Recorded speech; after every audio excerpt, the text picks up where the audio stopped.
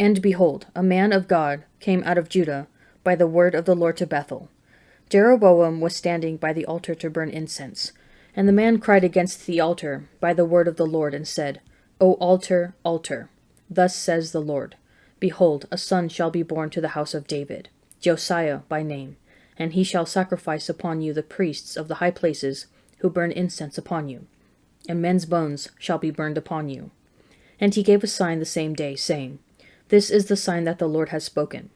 Behold, the altar shall be torn down, and the ashes that are upon it shall be poured out.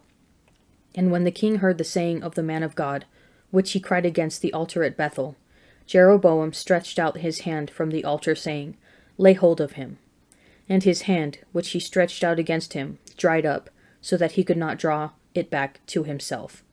The altar also was torn down, and the ashes poured out from the altar, according to the sign which the man of God had given by the word of the Lord. And the king said to the man of God, Entreat now the favor of the Lord your God, and pray for me, that my hand may be restored to me. And the man of God entreated the Lord, and the king's hand was restored to him, and became as it was before. And the king said to the man of God, Come home with me and refresh yourself, and I will give you a reward. And the man of God said to the king, If you give me half your house, I will not go in with you, and I will not eat bread or drink water in this place. For so was it commanded me by the word of the Lord, saying, Ye shall neither eat bread, nor drink water, nor return by the way that you came. So he went another way, and did not return by the way that he came to Bethel. Now there dwelt an old prophet in Bethel, and his sons came and told him all that the man of God had done that day in Bethel. The words also which he had spoken to the king, they told to their father. And their father said to them, Which way did he go? And his sons showed him the way which the man of God, who came from Judah, had gone. And he said to his sons, Saddle the donkey for me. So they saddled the donkey for him, and he mounted it. And he went after the man of God, and found him sitting under an oak. And he said to him, Are you the man of God who came from Judah? And he said, I am. Then he said to him, Come home with me and eat bread. And he said, I may not return with you or go in with you, neither will I eat bread nor drink water with you in this place. For it was said to me by the word of the Lord, You shall neither eat bread nor drink water there, nor return by the way that you came. And he said to him, I also am a prophet as you are, and an angel spoke to me by the word of the Lord, saying, Bring him back with you into your house, that he may eat bread and drink water. But he lied to him. So he went back with him, and ate bread in his house, and drank water. And as they sat at the table, the word of the Lord came to the prophet who had brought him back.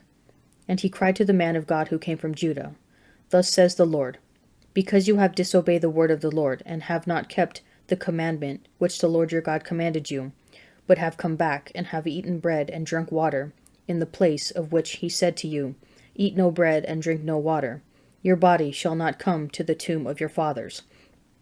And after he had eaten bread and drunk, he saddled the donkey for the prophet whom he had brought back. And as he went away, a lion met him on the road and killed him.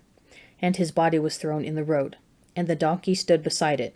The lion also stood beside the body.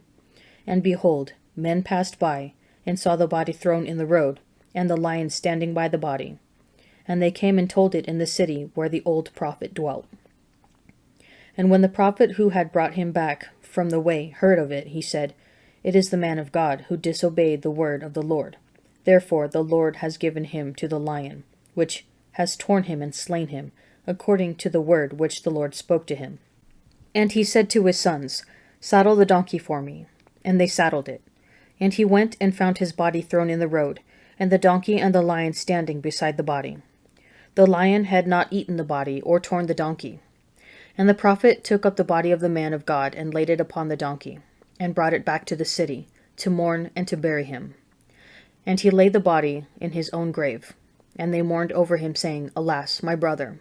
And after he had buried him, he said to his sons, When I die, bury me in the grave in which the man of God is buried. Lay my bones beside his bones. For the saying which he cried by the word of the Lord against the altar in Bethel, and against all the houses of the high places, which are in the cities of Samaria, shall surely come to pass. After this incident, Jeroboam did not turn from his evil way, but made priests for the high places again from among all the people. Any who would, he consecrated to be priests of the high places. And this thing became sin to the house of Jeroboam, so as to cut it off and to destroy it from the face of the earth. At that time, Abijah the son of Jeroboam fell sick, and Jeroboam said to his wife, Arise and disguise yourself, that it be not known that you are the wife of Jeroboam, and go to Shiloh. Behold, Ahijah the prophet is there, who said of me that I should be king over this people. Take with you 10 loaves, some cakes, and a jar of honey, and go to him. He will tell you what shall happen to the child. Jeroboam's wife did so. She arose and went to Shiloh, and came to the house of Ahijah. Now Ahijah could not see, for his eyes were dim because of his age. And the Lord said to Ahijah, Behold, the wife of Jeroboam is coming to inquire of you concerning her son, for he is sick. Thus and thus shall you say to her.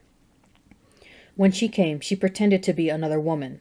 But when Ahijah heard the sound of her feet, as she came in at the door, he said, Come in, wife of Jeroboam. Why do you pretend to be another? For I am charged with heavy tidings for you. Go, tell Jeroboam, Thus says the Lord, the God of Israel, because I exalted you from among the people, and made you leader over my people Israel, and tore the kingdom away from the house of David and gave it to you, and yet you have not been like my servant David, who kept my commandments and followed me with all his heart, doing only that which was right in my eyes. But you have done evil above all that were before you, and have gone and made for yourself other gods, and molten images, provoking me to anger, and have cast me behind your back.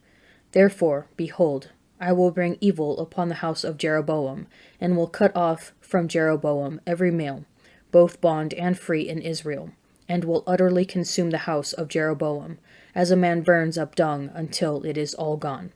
Anyone belonging to Jeroboam who dies in the city, the dogs shall eat, and anyone who dies in the open country, the birds of the air shall eat, for the Lord has spoken it. Arise therefore, go to your house. When your feet enter the city, the child shall die, and all Israel shall mourn for him and bury him, for he only of Jeroboam shall come to the grave, because in him there is found something pleasing to the Lord, the God of Israel, in the house of Jeroboam. Moreover, the Lord will raise up for himself a king over Israel, who shall cut off the house of Jeroboam today. And henceforth the Lord will strike Israel, as a reed is shaken in the water, and root up Israel out of this good land which he gave to their fathers, and scatter them beyond the Euphrates, because they have made their Asherim, provoking the Lord to anger. And he will give Israel up because of the sins of Jeroboam, which he sinned, and which he made Israel to sin. Your testimonies are wonderful, therefore my soul keeps them. The unfolding of your words gives light. It imparts understanding to the simple. With open mouth I pant, because I long for your commandments. Turn to me and be gracious to me, as you always do toward those who love your name. Keep steady my steps according to your promise, and let no iniquity get dominion over me. Redeem me from man's oppression, that I may keep your precepts. Make your face shine upon your servant, and teach me your statutes. My eyes shed streams of tears, because men do not keep your law. You are righteous, O Lord, and right are your judgments. You have appointed your testimonies in righteousness and in faithfulness. My zeal consumes me, because my foes forget your words. Your promise is well tried, and your servant loves it. I am small and despised, yet I do not forget your precepts. Your righteousness is righteous forever, and your law is true. Trouble and anguish have come upon me, but your commandments are my delight. Your testimonies are righteous forever. Give me understanding that I may live. With my whole heart I cry, answer me, O Lord. I will keep your statutes. I cry to you, save me, that I may observe your testimonies. I rise before dawn and cry for help. I hope in your words. My eyes are awake before the watches of the night, that I may meditate upon your promise. Hear my voice in your steadfast love, O Lord. In your justice preserve my life. They draw near who persecute me with evil purpose. They are far from your law. But you are near, O Lord, and all your commandments are true. Long have I known from your testimonies that you have founded them forever." Many of the Jews, therefore, who had come with Mary and had seen what he did, believed in him. But some of them went to the Pharisees and told them what Jesus had done. So the chief priests and the Pharisees gathered the council and said, "What are we to do? For this man performs many signs. If we let him go on like this, everyone will believe in him, and the Romans will come and destroy both our holy place and our nation." But one of them, Caiaphas, who was high priest that year, said to them, "You know nothing at all. You do not understand that it is expedient for you that one man should die for the people, and that the whole nation should not perish." He did not say this of his own accord, but being high priest that year, he prophesied that Jesus should die for the nation, and not for the nation only, but to gather into one the children of God who are scattered abroad. So from that day on, they took counsel about how to put him to death.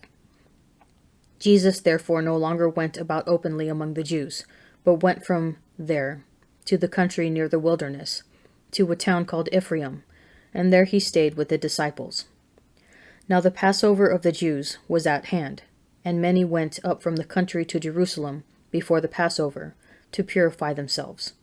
They were looking for Jesus, and saying to one another, as they stood in the temple, "What do you think, that he will not come to the feast?"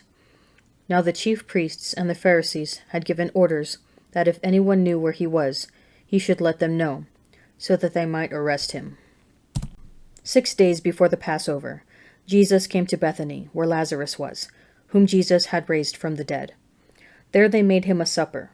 Martha served, and Lazarus was one of those at table with him. Mary took a pound of costly ointment and pure nard, and anointed the feet of Jesus, and wiped his feet with her hair. And the house was filled with the fragrance of the ointment. But Judas Iscariot, one of his disciples, he who was to betray him, said, "Why was this ointment not sold for 300 denarii and given to the poor?" This he said, not that he cared for the poor, but because he was a thief, and as he had the money box, he used to take what was put into it. Jesus said, "Let her alone, let her keep it for the day of my burial. The poor you always have with you, but you do not always have me." Today, we see a great contrast between exacting judgment and extravagant devotion. Jeroboam has led the people of Israel into false worship, and so a man of God is sent to condemn his actions. In one of the most dramatic and miraculous prophecies of the Old Testament, he curses the altar of Jeroboam at Bethel, predicts the coming of King Josiah by name hundreds of years in advance, and causes Jeroboam's hand to wither and then be healed. To cap it all off, the man of God disobeys the Lord and is then killed by a lion. This unnamed prophet displays God's heart for his people, as described by the psalmist. "My eyes shed streams of tears because men do not keep your law." In the New Testament, the sad story of disobedience to God will continue as men seek to put Jesus to death. In contrast, Mary of Bethany puts on the most extravagant display of devotion in the Bible. Mary took a pound of costly ointment of pure nard and anointed the feet of Jesus and wiped his feet with her hair. Mary shows what true devotion to the Lord looks like as she prepares his body for burial. What extravagance are you willing to give in your worship of God?